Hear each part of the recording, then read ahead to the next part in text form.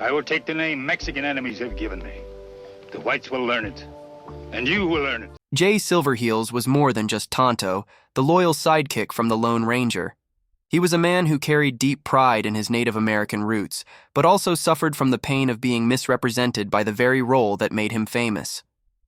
Born as Harold J. Smith on May 26, 1912, on the Six Nations of the Grand River Reserve in Ontario, Canada, Jay grew up surrounded by the beauty of his Mohawk and Seneca heritage. His father was a decorated war hero who returned from World War I, wounded and nearly deaf, living on a small pension that barely kept the family fed. His mother used traditional medicine when doctors refused to treat Indigenous families, and poverty was a constant part of their lives. Despite the hardships, young Harold found joy in sports, especially lacrosse. He was fast, strong, and determined.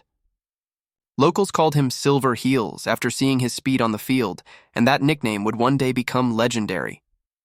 Yet the world around him was not kind to Native people. In Canada, residential schools were breaking families apart, punishing children for speaking their own language. Even though Harold escaped that fate, he saw his sister return home unable to speak Mohawk. These early experiences shaped his understanding of injustice, teaching him that even talent and hard work could not easily defeat prejudice. Still, he refused to give up. He dreamed bigger than anyone expected a young Mohawk boy could. In his teenage years, Harold became a professional lacrosse player, traveling across North America with his brothers and cousins.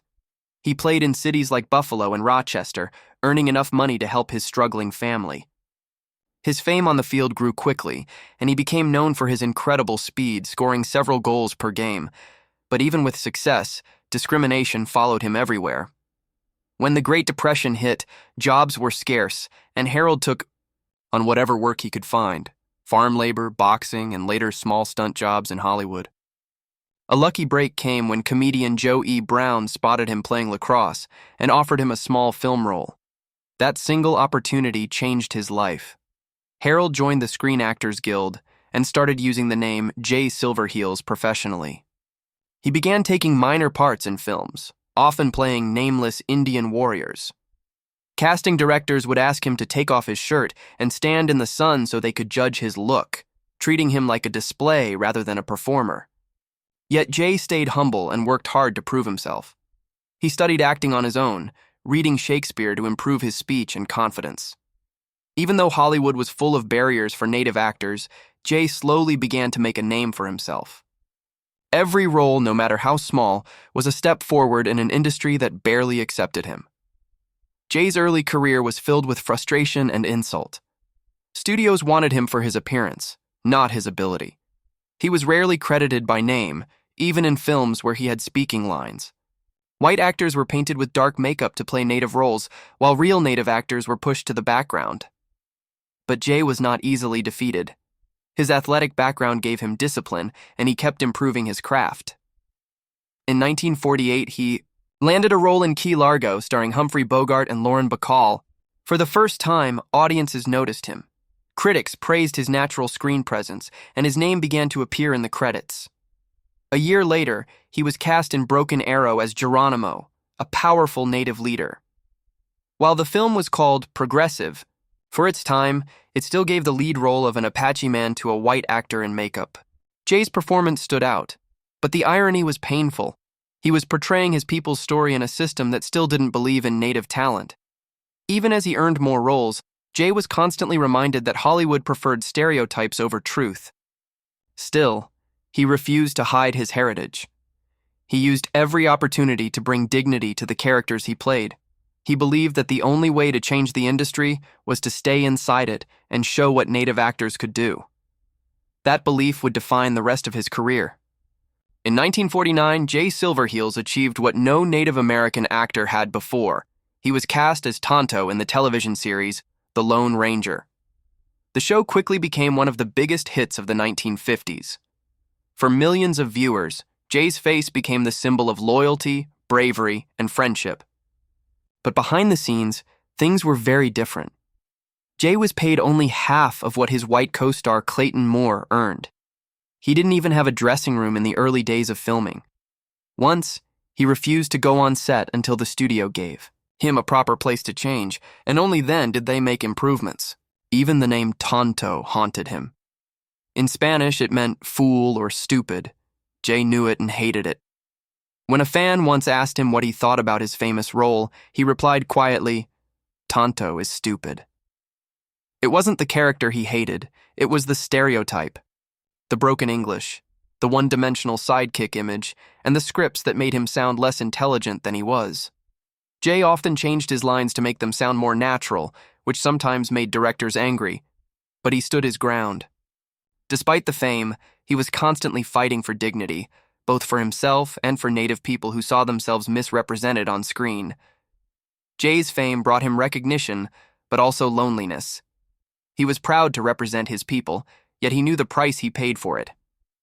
Behind the scenes, he struggled with health issues and exhaustion. During a rehearsal in 1955, he suffered a heart attack and had to take weeks off from the show. Still, he returned to finish what he started. At home, Jay was a family man. He married Mary Doma, an Italian-American woman, and had several children, joking that he married an Italian to get back at Christopher Columbus. But even humor couldn't hide his disappointment with how Hollywood treated Native actors. He wanted better for the next generation. So, after The Lone Ranger ended in the late 1950s, Jay focused on teaching and activism. He saw that the only real way to change the system was to prepare Native people to take control of their own stories. He believed that Native actors deserved the same opportunities as anyone else, and he worked to make that happen. While other actors faded away after fame, Jay began a new mission that would define his legacy. In the early 1960s, Jay Silverheels co-founded the Indian Actors Workshop in Los Angeles. It was a groundbreaking project that helped train and support Native American actors who wanted to enter film and television. The workshop offered acting classes, voice training, and practical advice on how to get into the Screen Actors Guild. For Jay, this was more than a school, it was a movement. He didn't just want Native people to appear in films, he wanted them to control how they were portrayed. Many of the actors who attended his workshop went on to successful careers, including Michael Horse, who would later play Tonto in the 1981 version of The Lone Ranger and star in Twin Peaks. Jay's focus was on empowerment, not anger. While some activists criticized the Tonto character as a symbol of old stereotypes, Jay believed progress would come from education and opportunity, not rejection. He even wrote letters to television, networks, and political leaders, asking for better portrayals of Indigenous characters. His efforts helped lay the foundation for a new generation of Native voices in film and television, voices that refused to be silent or invisible. By the 1970s, Jay's acting career had slowed down. He was older and had suffered several strokes, which left him partially paralyzed and struggling to speak. Yet, he didn't stop working. He turned to horse racing, training and racing his own horses. In 1974, he earned a professional racing license and became a well-known figure at Hollywood Park. Despite his health, he stayed active and positive. In 1979, he received a star on the Hollywood Walk of Fame, an honor that recognized both his achievements and his endurance. He attended the ceremony in a wheelchair, surrounded by Native dancers and family members. Though he could barely speak, his presence said everything. He had carved a place for himself and for his people in an industry that once rejected them. A year later, on March 5, 1980, Jay Silverheels passed away at the age of 67 from complications of a stroke and pneumonia. His ashes were returned to his home on the Six Nations Reserve, where his journey began. Even in death, he came full circle, back to the land and people that shaped him. Jay Silverheels left behind more than movies and TV shows. He left a legacy of courage, resilience, and pride. His son, Jay Silverheels Jr., followed in his footsteps, appearing in the 1981 remake of The Lone Ranger. Though the film failed at the box office, it carried forward his father's mission of keeping Native representation alive.